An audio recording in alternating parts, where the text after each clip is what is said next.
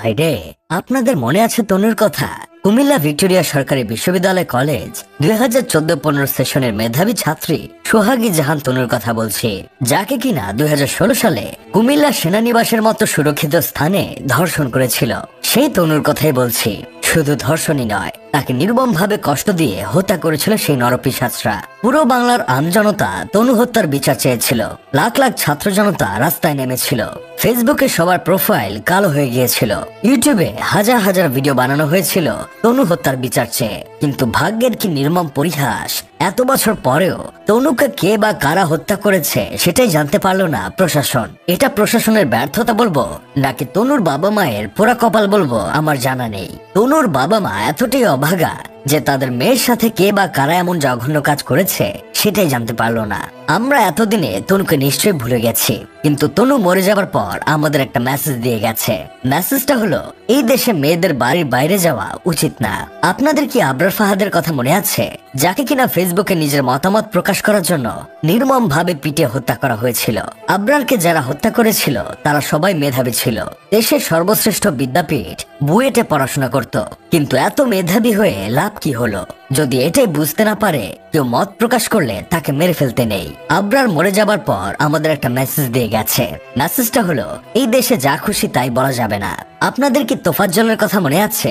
ঢাকা বিশ্ববিদ্যালয়ের ফজলুল হক মুসলিম হলে চোর সন্দেহে আটক করা হয় মানসিক ভারসাম্যহীন তোফাজ্জলকে। তারপর তাকে হলের গেস্ট রুমে নিয়ে নির্মম ভাবে পিটায়। এরপর তাকে ভাত খেতে দেওয়া হয়। তারপর আবারও তাকে গেস্ট রুমে নিয়ে গিয়ে পিটানো হয়। পিটানোর এক পর্যায়ে তোফাজ্জল পানি খাওয়ার জন্য যখন উঠে বসে, তখন গর্বিত ঢাবিয়ান ভাইয়েরা হাততালি দেয়, কারণ তারা তোফাজ্জলকে আবার মারতে পারবে। তোফাজ্জলের বাবা মা ভাই বোন কেউ নাই।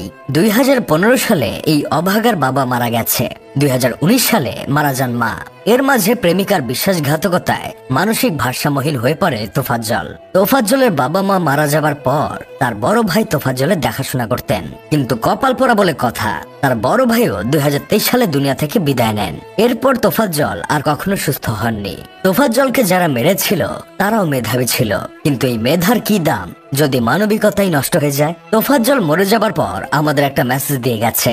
মেসেজটা হলো, ঢাকা বিশ্ববিদ্যালয়ে জীবনের দামে ভাত পাওয়া যায়, তাই ঢাকা বিশ্ববিদ্যালয়ে যেখানে সেখানে ভাত খাওয়া যাবে না। আপনাদের ছোট বোন আসিয়ার কথা মনে আছে, যে কিনা বড় বোনের বাড়িতে বেড়াতে গিয়ে হয়ে কলিজা ফাটা কষ্ট সহ্য করে এই দুনিয়া থেকে বিদায় নিয়েছে। আসিয়া মরে যাবার পর আমাদের একটা মেসেজ দিয়ে গেছে। মেসেজটা হলো, এই দেশে বড় বোনের বাড়িতে বেড়াতে যাওয়া যাবে না। সবার কথা ভুলে গেলেও আপনাদের নিশ্চয়ই কয়েকদিন আগে ঘটে যাওয়া পারভেজের কথা মনে আছে, যাকে কিনা হাসির জন্য নিজের ইউনিভার্সিটি ক্যাম্পাসের ভিতর জীবন দিতে হলো। 14 ঘাটের পানি খাওয়া দুইটা 12 ভাতারির জন্য অল্প বয়সে জীবন প্রদীপ নিভে গেল পারভেজের। পারভেজ মরে যাবার পর আমাদের একটা মেসেজ দিয়ে গেছে। মেসেজটা হলো, এই দেশে যেখানে সেখানে হাসা যাবে না।